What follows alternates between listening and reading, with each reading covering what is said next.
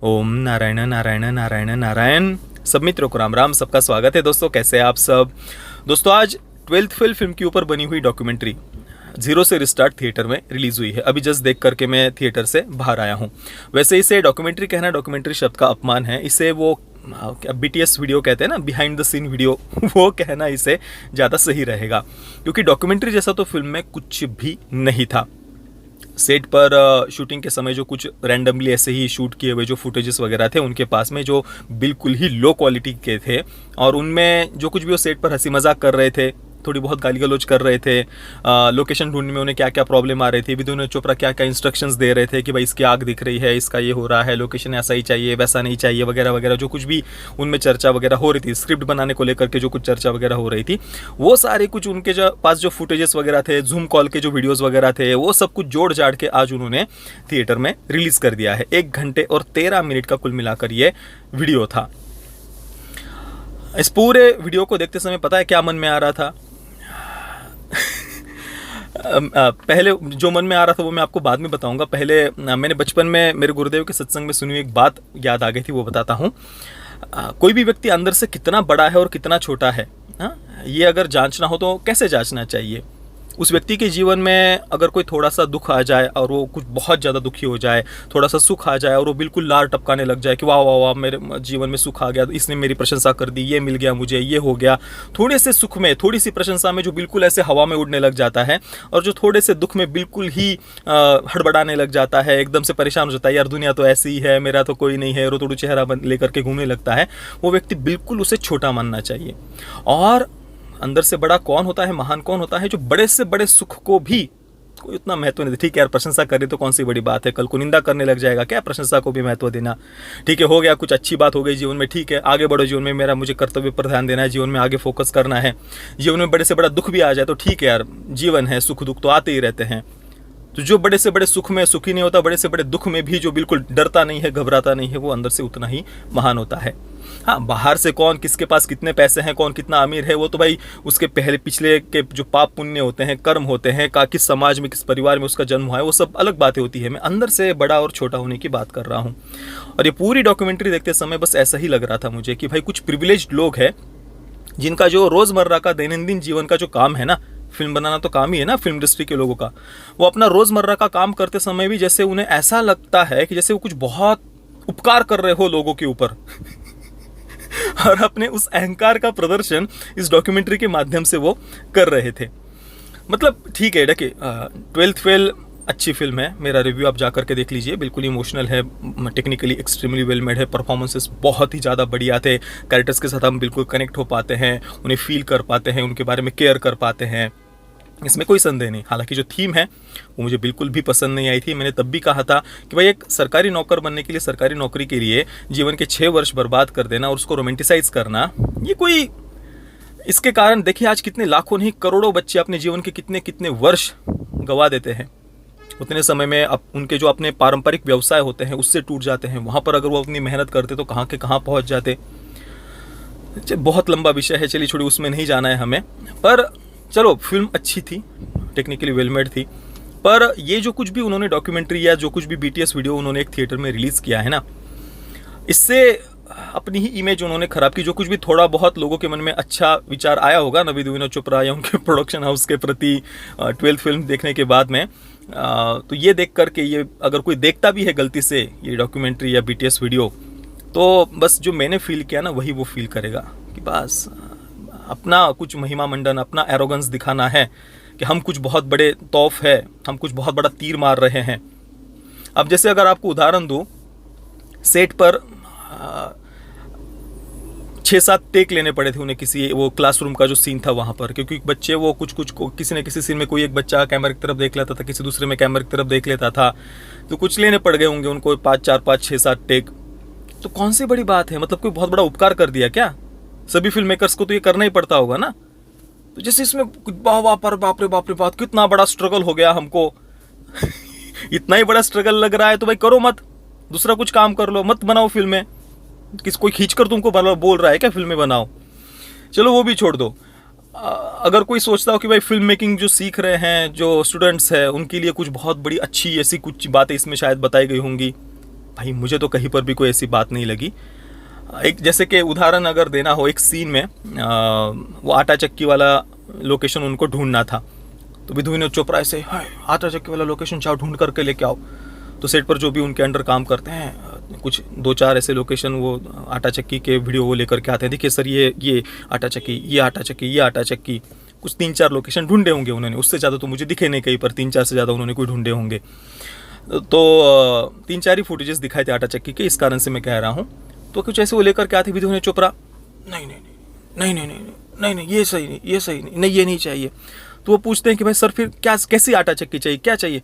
नहीं मुझे नहीं पता, ये नहीं चाहिए, नहीं मुझे नहीं पता, नहीं नहीं नहीं मुझे नहीं पता, दूसरा ये। फिर ऐसे ही चलता रहता है। फिर कहीं पर वो ऐसे ही टहल रहे होते हैं गली के बीच में, तो एक पुराना ऐसा कुछ मकान दिखता है, ऐसे गली में पुराना दरवाज़ा वगैरह है। तो विनोद चोपड़ा रुक जाते हैं ऐसे, इसको खोलो, इसको खोलो। सर ठीक है सर। फिर वो दरवाज़ा खोलते हैं, विनोद चोपड़ा से अंदर जा रहे हैं, हाँ मिल गई आटा चक्की। फिर वो बाहर आ रहे हैं और सबको कहते हैं, देखो आओ इधर, अब मैं तुमको एक बहुत बड़ा लेसन आज देता हूँ, और 20-20 रुपए भी नहीं लूंगा मैं, क्योंकि आज मैं खुद सीखा हूँ। स्क्रिप्ट में आटा चक्की लिखा है ना, तो आटा चक्की मत ढूंढो, वहां पर हम क्या दिखाना चाहते हैं वो ढूंढो। हम नरक जैसा उसको फील कराना चाह रहे थे ना, कि भाई वो बिल्कुल नरक में है, हिल में है, वैसा लोकेशन वो ढूंढो आप, उसके पीछे की इमोशन को देखो, वो चीज़ आप ढूंढो, शब्द पे मत जाओ आटा चक्की, वो बोल रहे थे। भाई तो कॉमन सेंस की बात है मतलब ये तो कॉमन सेंस की बात है ना। आप किसी एलिट सोसाइटी के बाहर के आटा चक्की तो नहीं लेकर के आओगे ना। इसमें कौन सी बड़ी बात, कौन सा बड़ा तोप मार दिया, ये शब्द उन्होंने बोल दिया वहां बाहर आकर के, तो और ये आप ये कुछ बहुत बड़ा रिवोल्यूशन या कुछ बहुत बड़ा खुलासा किया आपने। भाई ये तो कोई बच्चा भी बता देगा कि नरक जैसा फील हो रहा है, तो वैसे ही कुछ आटा चक्की चाहिए। और ऐसी फालतू बातें वो कुछ कर रहे हैं, और ये सब करके उन्होंने एक बना दिया डॉक्यूमेंट्री। और जिस प्रकार की बातें वो दिखा रहे हैं, किसी भी बात पर विश्वास ही नहीं होता।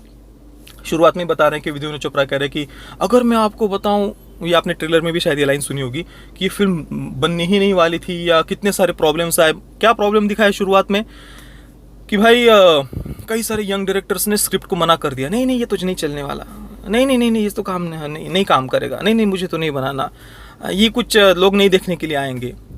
कौन मूर्ख होगा, मतलब इतने सारे नए डायरेक्टर्स स्ट्रगल कर करके कोई उनको पूछ नहीं रहा। इतना बड़ा प्रोडक्शन हाउस है ना बॉलीवुड का, लोग नहीं पूछते, जमीन पर छोड़ दीजिए, पर है तो नाम से कम बड़ा प्रोडक्शन हाउस। वो अगर डायरेक्टर्स ढूंढने के लिए लग जाए कि मैं मुझे एक फिल्म बनानी है, यंग डायरेक्टर्स नाम यूज किया है ना। अगर ये कहते कि भाई इंडस्ट्री के बड़े बड़े जो डायरेक्टर्स है ना, वो मना करे तब भी कुछ समझ में आ जाता। ये कह रहे कि यंग डायरेक्टर्स, कौन सा नया डायरेक्टर यंग डायरेक्टर मना करता भाई बड़े प्रोडक्शन हाउस के साथ में काम करने के लिए। यहाँ पे इतने सारे लोग तो स्ट्रगल कर रहे हैं, और बोल रहे कि भाई नहीं इसने मना कर दिया, उसने मना कर दिया। फिर मुझे लगा, विनोद सर को लगा कि भाई मैं 3 साल से क्या कर रहा हूँ। हमको भी लग रहा था भाई हम ये क्या कर रहे हैं। भाई फिल्म बनाई है, विनम्रता के साथ में आप यूट्यूब पर रिलीज कर देते। हालांकि यूट्यूब पर भी इसको कोई अगर देखेगा ना, तो उसको क्रिंज ही फील होगा कि भाई कितना एरोगेंस, क्या बोल रहे हैं, किस प्रकार की भाषा उपयोग कर रहे हैं और क्या बातें दिखा रहे हैं। कुछ किसी एक बात पर तो विश्वास हो जाए। आपको ये फिल्म बनाना मतलब किसी बहुत बड़े ऐसे स्ट्रगल के रूप में दिखाना था। कौन सा स्ट्रगल? जो बातें दिखाई है वो तो उससे 1000 गुना स्ट्रगल तो छोटे छोटे फिल्म मेकर्स फील करते हैं। कई सारे लोगों को इंडस्ट्री में कभी ये जो लोग जगह नहीं देते बड़े बड़े प्रोडक्शन हाउस, क्योंकि उनकी विचारधारा इनसे मिलती नहीं है। वो है असली स्ट्रगल। वर्षों तक अपनी कहानियां, अपने स्क्रिप्ट्स लेकर के घूमते रहते हैं इधर उधर प्रोडक्शन हाउस के सामने, पर उनकी विचारधारा मिलती नहीं, तो इनको कभी जगह नहीं देते ये लोग। बात करें स्ट्रगल, कौन से बड़े स्ट्रगल, कौन क्या प्रॉब्लम आई थी मुझे तो समझ में आया। सिंपल सी फिल्म, उसको बनाने में इतने बड़े खुद की महिमा मंडन किए जा रहे हैं। इसके बाद में एक और बहुत बड़ा स्ट्रगल उन्होंने दिखाया है। चंबल के गांव का लोकेशन उन्होंने सेट किया हुआ था, तो पता नहीं दिमाग में क्या, विनोद सर ने क्या दिमाग में डाल करके ऐसी इमेज बनाई हुई थी। तो वहां पर जब लोकेशन पर गए ना, तो हाय रे हाय, गाँव तो इधर है, घर तो इधर है, विलेज तो इधर है। अरे मेरी तो फट गई यही शब्द है, मेरी तो फट गई, घर तो इधर है, गांव तो इधर है। अरे मतलब ये स्ट्रगल है आप लोगों का, घर इधर है, गांव इधर है, और लोकेशन आप में अब हम क्या करें, मेरी तो फट गई। हे भगवान, ऐसा लग रहा था ये सब देखते समय कि या तो ये इतने सेल्फ ऑब्सेस्ड है कि बस जैसे उनको लग रहा हो कि अपना दैनंदिन जीवन का काम करते हुए भी कुछ बहुत बड़ा उपकार कर रहे हैं, या तो फिर इनकी टीम के किसी ने बस चापलूसी करने के लिए ये वीडियो बना दिया होगा और बोला होगा कि नहीं नहीं सर बहुत कुछ बढ़िया हो गया, चलो रिलीज कर देते हैं। इन दोनों में से कोई बात हो सकती है भाई, कुछ भी, मतलब कुछ भी। और एक तो 1 घंटे और 13 मिनट की ये जो कुछ भी वीडियो था, उसमें भी बीच में थिएटर में इंटरवल वगैरह भी, चलो ठीक है यार। बाहुबली, RRR, बाहुबली 2, इन फिल्मों ने कुछ एक्सेप्शनल करके दिखाया है, एक्सेप्शनल। भारतीय सिनेमा को कहाँ का कहाँ ले गई। RRR तो विशेषतः पूरे वेस्टर्न वर्ल्ड का भारत की तरफ, भारत के इतिहास की तरफ देखने का दृष्टिकोण बदल दिया।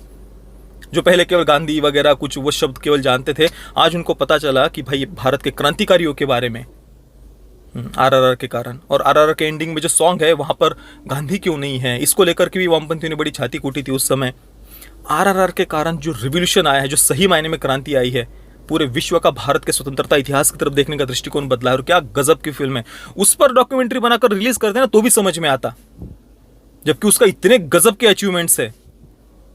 पर फिर भी SS राजामौली जी की विनम्रता देखिए, आज भी मैं उनको कहीं पर देखता हूँ ना भाई, चेहरे से पता चलता है कि कितने विनम्र आदमी है। मैंने कहा ना, मेरे गुरुदेव सत्संग में जो बताते थे, कोई आदमी अंदर से कितना बड़ा है और कितना छोटा है ना, वो इससे पता चलता है कि छोटी सी सफलता में जो एकदम हवा में उड़ने लग जाए, चने के पेड़ पर जाकर के बैठ जाए, और छोटे से दुख में बिल्कुल हुड़ुहुड़ु करने लग जाए, वो बिल्कुल अंदर से छोटा व्यक्ति होता है। और महान वो होता है कि बड़े से बड़े सुख को भी, आया है सुख, चलो ठीक है आगे बढ़ो और बड़े काम करने हैं। दुख आ जाए तो ठीक है, सुख दुख जीवन के पहलू है दोनों, ठीक है देखा जाएगा। ये उल्टा मैं तो कहता हूँ कि थिएटर में तो कोई देखने के लिए जाएगा ही नहीं, कुछ 2-4 लोग, कुछ थोड़े बहुत लोग छोड़ करके। बाद में OTT पर वगैरह, यूट्यूब पर कहीं पर भी आती है ना, वहाँ पर भी कोई देखेगा ना। लिटरली जो थोड़ी बहुत कुछ अच्छी इमेज बनी होगी ना 12th फेल के कारण, वो भी मिट्टी में मिल जाएगी, मैं तो पक्का कहता हूँ इसको देखने के बाद में। चलिए अब रेटिंग वगैरह के क्या, एक BTS वीडियो को क्या रेटिंग देना, वाहियात था बिल्कुल सब कुछ। बाकी किसी ने गलती से देख लिया हो थिएटर में जाकर के, तो आपने क्या फील किया वो भी आप नीचे कमेंट में अवश्य बताना। ये वीडियो देखने के लिए आप सभी मित्रों का बहुत बहुत धन्यवाद। जय श्री राम, वंदे मातरम।